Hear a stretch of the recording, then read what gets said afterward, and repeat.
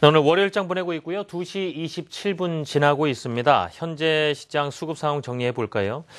코스피 지수 1965.5선에서 계속 머물러 있군요. 마이너스 1.52% 지금 하락을 하고 있는 상황이고요. 외국인 드디어 2천억 원 순매도가 넘어선 상황이고 기관 역시도 1천억 원 넘게 매도 물량 내놓고 있습니다. 개인 홀로 2,700억 이상 매수를 해주고 있는데요. 여전히 역부족이거든요. 코스피 시장 상대적으로 좀 견조한 모습 보이는 코스닥 시장 0.34% 하락한 모습 보이고 있습니다. 687.81포인트 선에서 움직이고 있고요. 역시 기관이 700억 원 이상 나홀로 순매수에 나서주고 있습니다. 외국인은 300억 원 이상, 기관은 160억 이상 순매도를 하고 있는 상황입니다. 글쎄요, 이 금리가 동결되더라도 시장이 어느 정도 안도 랠리를 하지 않겠느냐라는 예상은 있었습니다만 상당히 빠르게 곧바로 불확실성에 우리 시장 역시도 노출돼버린 상황을 보이고 있습니다. 이번 주 내에 이런 상황이 좀 어느 정도까지 돌아갈지 좀 분위기 전환이 있을지가 주요 관건인 모습인데요. 현재로서는 좀 월요일장 모습만 봐서는 뭐 코스피 대형주도 그렇고요. 상당히 외국인 기관 일단은 경계라는 모습이 많이 묻어나고 있습니다. 개인의 판단으로는 역시 좀 순매수를 나서주고 있는데 이번 시장 내에 좀 분위기가 전환이 돼서 좀 반등의 기미가 나올지 앞서 말씀드렸던 23일에 또 중국에서 발표된 차이신 제조 구매 관리자 지수 전달에 비해서 한 1%포인트 이상 나와준다라면은 시장이 충분한 호응을 보일 테지만 그보다 미달될 때에는 또 중국 시장 역시도 좀 보수적으로 바라봐야 하는 상황입니다.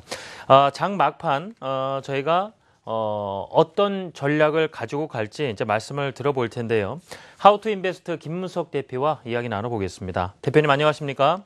네, 안녕하십니까? 네, 단기적으로는 그래도 안도랠리가 찾아오지 않을까 싶긴 했었는데 오늘 월요일장부터 분위기가 좀 좋지는 않군요. 어떻게 보셨습니까? 네, 그렇습니다. 지난주에 미국의 금리 동결에도 불구하고 올해 시장은 금리 동결, 그만큼 지금 시장이 불안하다는 얘기인가라는 어떤 그 불확실성이 오히려 확산되는 분위기인데요. 자, 아무튼 이러한 여파로 주말에 뉴욕 증시에 하락했던 부분이 오늘 한국 증시를 좀 끌어내리고는 있습니다만은 그래도 중요하게 봐야 될 부분은 이 금리를 동결함으로 인해서 당장의 어떤 그 큰 불확실성 하나가 완화됐다는 측면으로 놓고 본다면 일단 이번 조정 자체는 좀 눌림목으로 봐야 되지 않나. 그래서 너무 두려워할 필요는 없지 않나 이렇게 생각을 가져봅니다. 네, 오늘 수급 상황도 점검해 봐야 되겠습니다. 외국인이 뭐 코스피 현물, 그다음에 선물 시장에서 좀 일단은 매도로 일관을 하고 있는데요. 어떻게 보셨는지요? 네, 오늘 장 수급은 뭐 그다지 좋지가 않습니다. 거래 시장에서는 특히 외국인들 현물과 선물 지금 동반 매도를 하고 있고요.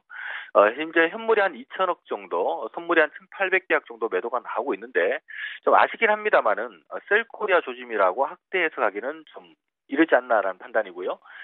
특히 이제 업종별로도 보면 일단 최근에 미국 금리 인상을 염두를 하고 이 달러 강세를 보이면서 상대 수혜를 좀 봤었던 이 IT 자동차 오늘 반대로 꼬꾸라지는 모습이고요. 특히 이제 금리를 또 동결하게 되면 좀 수혜가 될 걸로 예상했었던 이 주로 이제 달러와 반대쪽에 있는 상품 가격들, 이 철강이나 화학주들도 최근에 가파르게 올랐다가 오늘 다 같이 빠지고 있는데요. 결국 이제 IT 자동차, 철강, 화학 대한민국을 대표하는 업종 대표주들인데 오늘 이러한 업종 대표주들이 모두 좀 빠지고 있는 가운데 조금 눈에 띄는 부분은 코스닥은 오늘 한 0.3% 정도, 코스닥에도 대부분의 종목군들은 좀 마이너스를 내고 있습니다만은 일단 하락폭 자체가 그래서보다 좀 안정적이다라는 부분을 놓고 보면 일단 시장은 그런 것 같습니다. 이번에 금리 동결을 하긴 했지만 연말까지는 여전히 금리 인상 가능성이 열려 있는 상태이기 때문에 시장 전체를 끌고 올라가기는 연말까지 좀 힘들겠구나라는 방향이 잡힌 것 같고요. 이러한 부분들이 결국은 상대도 좀 가벼운 코스닥 쪽으로서 순환매를 좀 유도하고자 하는 흐름들이 오늘 좀 포착된 것이 아닌가 이렇게 보입니다. 말씀드리면 연말까지도 지속적인 상승을 기대하기에는 좀 어려운 국면이지 않나 말씀을 주셨는데요. 금리 동결에 따라서 그래도 단기에 안도랠리가 있지 않겠느냐라는 지난주에도 말씀도 좀 나누고 그런 예상도 많이 나오긴 했었는데 어떻습니까? 그럼 전략에 수정을 해야 될까요? 뭐 코스피 2000, 또 코스닥 지수 700선 언제쯤 탈환 가능할지도 말씀을 들어봐야 될 텐데 먼저 전략에 대해서는 뭐 어떻게 수정을 해봐야 되겠습니까? 네, 그렇습니다. 일단은 시장의 반응이 좀 틀리게 나오긴 합니다만은 저는 전략을 수정할 필요까지는 없다라고 봅니다. 단기적으로 일단 미국이 금리를 동결함으로 인해서 일단은 달러 강세는 좀 완화될 수 있다라고 보고 있고요. 최근에 우리가 미국이 금리 인상을 하게 되면은 이제 달러 강세가 나오면서 지금 신흥국 위기 완화나 금융시장 불안 쪽으로 이어졌다면 어쨌든 일단 금리 인상 시점을 좀 늦춰 잡은 상태이기 때문에 단기적으로는 달러 강세가 좀 완화되고 그러면 이제 신흥국 위기도 좀 완화될 것 같고요. 이 금융시장도 좀 안정을 찾을 것 같습니다. 이렇게 된다면 글로벌 증시 수급은 다시 안정을 찾을 수 있을 걸로 보기 때문에 비록 오늘 시장은 빠지지만 언제든지 주중에 다시 올라올 수 있다고 보고 있고요. 저는 단기적으로는 코스피 2000선, 코스닥 700선은 그다지 오래 걸리지 않을 것 같습니다. 빠르면 이번 주도 가능하고요. 늦어도 추석 연휴 이후에 바로 가능하지 않을까라고 보고 있고요. 다만 이제 조금 더 길게 연말까지 내다본다면 어쨌든 금리 인상이 잠시 동결된 거지 뭐 인상을 안 하겠다는 관점이 아니기 때문에 FOMC가 열릴 때마다 금리 인상 우려가 재점화 가능성이 있다는 부분은 일단은 달러 가치 자체가 크게 떨어지기보다는 조금 상승하는 거 멈춘다 하더라도 좀 횡보할 가능성이 높다는 얘기고요. 자, 이렇게 되면 외국인들이 좀 공격적으로 들어오기는 쉽지는 않습니다. 그래서 일단 시장은 추세적인 어떤 상승은 당장 연말까지는 좀 힘들 것 같고 그렇다고 해서 또 시장이 추세적으로 하락할 만한 가격대도 아니라고 보고 있고요. 아마 코스피를 기준으로 보면 2000선을 중심으로 해서 연말까지 좀 지루한 박스권이 나오지 않을까 이렇게 보고 있습니다. 자, 전략은 일단 미국의 금리 인상 시점까지는 아무래도 대형주 랠리는 좀 제한적일 수밖에 없고요. 지난주까지 우리 시장에서 대형주가 강한 랠리가 한번 나왔습니다만은 일단 금리 인상 시기가 연기됐다라는 부분들, 단기적으로 대형주 수급에 크게 나쁜 내용은 아니지만 추세를 이끌고 가기에는 좀 쉽지 않다는 관점을 놓고 본다면 여전히 성장 논리를 좀 갖춘 이 중소형주 강세장이 다시 한번 순환매가 유도되지 않을까. 그래서 뭔가 이제 차별적인 모멘텀을 하반기에 부여하고 있는 중소형주 내에서 최근에 밸류 부담이 좀 없는 종목들로 좀 집중적으로 오히려 관심을 가진다면 이번 위기가 기회가 되지 않을까 이렇게 보고 있습니다. 추세적인 어떤 상승세를 연말까지 유지하기는 어렵다. 다만 단기적으로는 뭐 충분히 코스피 2000이나 코스닥 700선은 갈 수도 있겠지만 그 연말까지 추세 상승 어렵다. 박스권을 가지 않겠네. 이런 말씀을 주셨습니다. 한 가지 더 여쭤보겠습니다, 대표님. 지금 말씀 주신 대형주 대신에 그래도 성장 이론을 갖추는 이 중소형주 훨씬 더 매력적이다 말씀 주셨는데요. 혹시 이 어떤 업종이라든가 아니면 어떤 특징을 가진 어떤 기준, 종목 선별하는 데 있어서도 그럼 조언을 더 주시면 어떻겠습니까? 네, 저희가 좀 투자 아이디어를 찾아본다면, 예. 첫 번째는 지금 한국 증시는 성장에 목말라 있습니다. 우리 한국 증시가 못 가는 이유가 이 수급적인 여러 요인도 있지만, 사실은, 대한민국을 대표하는 삼성전자나 현대차를 포함해서 대부분의 기업들이 올해 실적이나 내년 실적이나 내후년 실적이나 크게 증가를 하지 않거든요. 시장은 자연스럽게 뭔가 올해 대비 내년, 내년 대비 내후년 실적이 증가하는 기업 쪽에 포커스를 맞추게 되는데, 자, 이러한 부분들이 올 상반기 시장을 이끌었던 이 제약이나 바이오, 화장품 섹터였다면, 자, 문제는 이들 기업들이 너무 세게 달리다 보니까 지금 밸류 부담을 안고 있다는 겁니다. 그래서 뭔가 좀 밸류 부담이 좀 덜한 가운데 이러한 성장 논리를 똑같이 갖추고 있는 쪽이 아마 올 하반기 주도주가 되지 않을까라고 보고 있는데, 저는 그러한 측면에서 첫 번째는 웹보드 게임 관련된 기업들을 좀 봐야 된다라고 보고 있고요. 왜냐하면 내년 2월 23일이면은 정부에서 웹보드 게임에 대한 규제를 좀 완화할 걸로 보기 때문에 관련된 부분이 올 4, 4분기 정도에 시장에 먼저 좀 선반영되지 않을까라고 보고 있고요.